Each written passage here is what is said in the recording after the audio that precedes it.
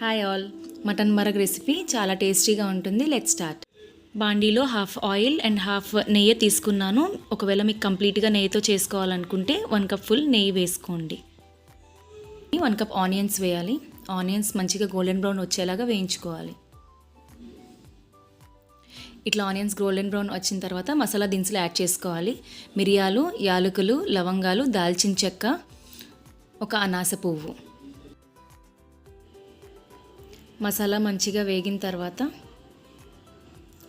1 spoon అల్లం వెల్లుల్లి paste వేయాలి. పచ్చివాసన పోయేదాకా వేయించండి.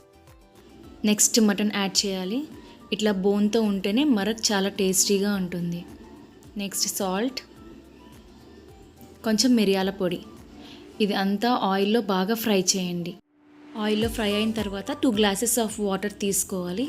ఇక్కడ నేను లేత మటన్ తీసుకున్నాను కాబట్టి కొంచెం 2 గ్లాసెస్ ఆఫ్ వాటర్ బాండీలోనే వేసి కుక్ చేసేస్తున్నాను.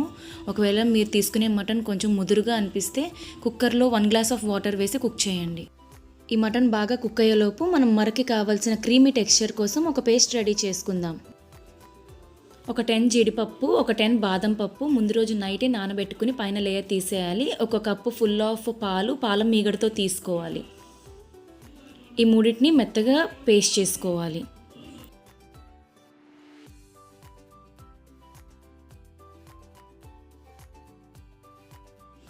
మనం ఇంతకుముందు రెడీ చేసుకున్న పేస్ట్ని ఇట్లా బాగా ఉడికిన మటన్లో మనం వేసుకోవాలి.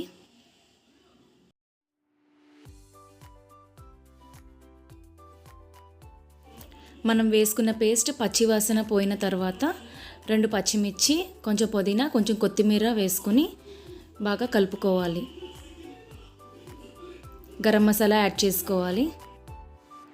సూప్ కోసం 2 కప్స్ ఆఫ్ వాటర్ వేసుకొని మూత పెట్టుకుని బాగా ఉడకనివ్వాలి.